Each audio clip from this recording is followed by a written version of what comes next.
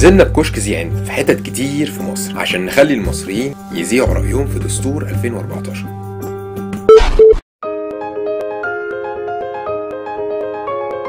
أنا طبعا هقاطع الدستور. مش هقول لا طبعا، أنا هقول نعم. هقول نعم. هنبطل صوت. نعم. هو إن شاء الله هقول نعم. نسبة كبيرة قوي هقول نعم. مش هقول نعم ولا هقول لا. هنقول نعم حاضر. ما كملتش قرايه الدستور، يا دوبك قريت كام حاجات كده بس على الانترنت. الظباط باين. الظباط ربنا أكرمنا بدستور أفضل بكتير.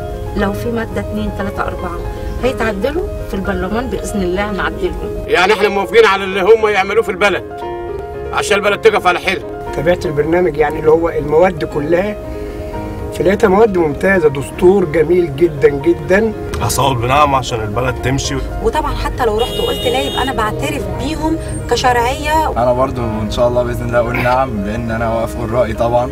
موافقين عليه او موافقين على الفكرة، يعني انا ما قريتش الدستور بس الفكرة ذات نفسها عجباني.